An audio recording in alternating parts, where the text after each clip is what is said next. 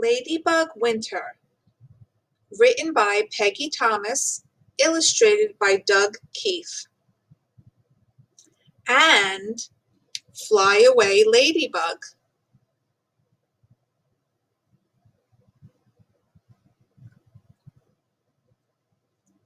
Ladybug Winter by Peggy Thomas, illustrated by Doug Keefe. I wonder what ladybugs do in the winter. Do they sleep like a bear? Or fly south like a goose? Do they grow furry coats? Or wear earmuffs and boots? When winter frost glistens and ice starts to form, do they go back to bed and sleep straight through the storm? Do they hurry to school and have bug show and tell? Ski down steep slopes or sled fast in nutshells?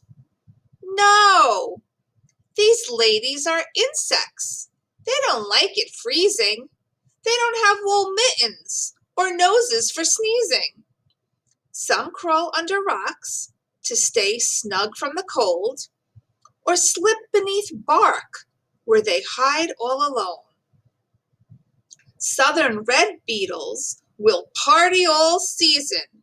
They won't be too lonely or cold, wet and freezing.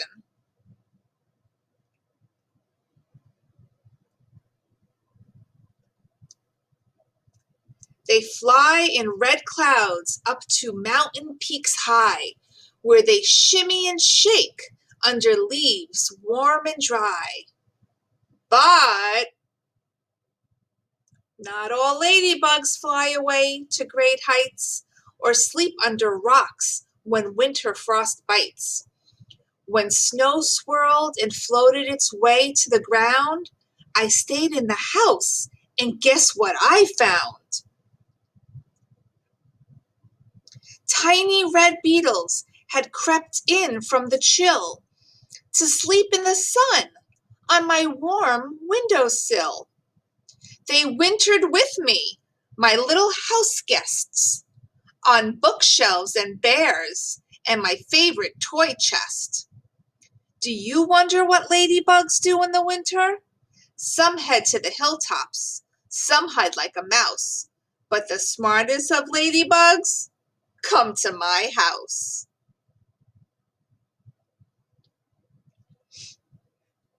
Fly away, ladybug. Ladybugs or ladybird beetles can live for more than a year, so it's vital for them to find a warm place to spend the winter. Most ladybugs will overwinter in cracks or crevices under rocks, near the bottom of fence posts, or under rotten logs.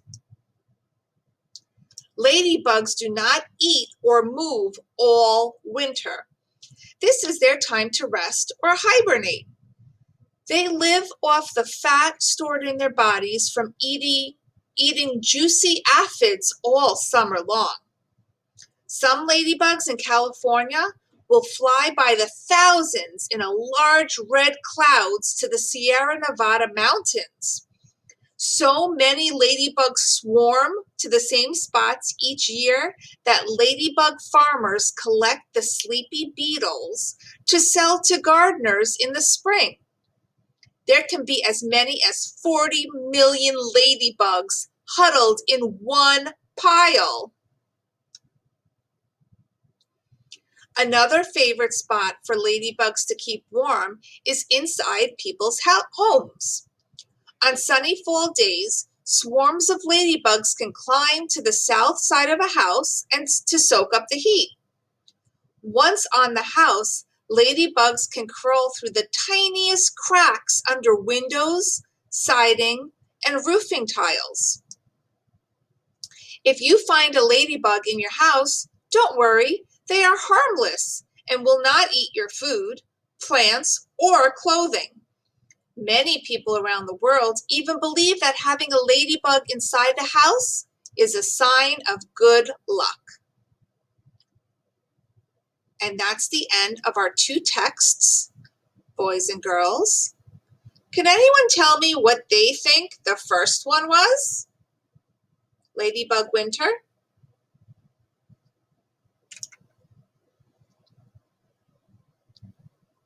I think it's a poem. Give me a thumbs up if you think it was a poem. One thing that gave me a clue here is the way it was written, 2 lines at a time, and that some of the words were rhyming, like freezing and sneezing, goose and boots, okay? It did give us information. That was cool. They told us what they did. So it was an informational poem, okay? And the second one here, Fly Away Ladybug, what do you think? What kind of text was this? Give me a thumbs up if you think this one was fiction or fake. Give me a thumbs up if you think this one was non-fiction or informational. That's right. This one was non-fiction informational. It taught us a lot about ladybugs, kind of the same things that we heard in the first poem. So right now we're going to go over our words for the week. Please repeat after me. Glisten. If something glistens, it looks bright because it is wet or shiny. Glisten. Vital. Something that is vital is absolutely needed. Vital. Crevice. A crevice is a small crack in something hard, like a wall or a rock. Crevice. Predict. When people predict something, they say that it is going to happen. They make a prediction, right? Predict. And our last word, adjust. If you adjust something, you change it slightly to make it better. Adjust. Okay, let's review the words one last time. Glisten, vital, crevice, predict, adjust. Now remember, let me give you a little help to help you remember the words, kind of like some clues. Are you ready? So glisten. Glisten is when something is wet, okay, or shiny. Think of like the snow in the winter, how you wake up in the morning and the sun is shining on it and it glistens. It's like it sparkles, right? So that's glisten. Vital is something that is super important. Like you need it. You can't live without it, okay? So it's vital to have water and food in order to live. That's vital. Crevice is the tiniest crack that's in the wall or the floor. You know, sometimes if you look at a brick wall, you might see a little crack. That's called a crevice. Or how about better yet, the sidewalk. We always see tiny cracks in the sidewalk, right? Those are crevices. So that's a crevice. I know you guys know the word predict because we make predictions all the time. So if you predict, you make a guess about something, okay? So it's almost like you think about what you think might happen. That's your prediction. Perhaps when you're reading a story or you're listening to a read aloud that your teacher is giving to you, your teacher might say, what's your prediction? What do you think is going to happen next? Okay? And you make a guess what you think is going to happen next in the story. That's the word predict. And our last word is adjust. When you adjust something, you move it just a little bit, you change it just a little bit to make it better. So maybe sometimes, you know, if your chair is too close to your desk, you might adjust it, move it back a little so you're more comfortable. That's the word adjust. Okay, I think you guys have a pretty good idea on what this week's vocabulary words are.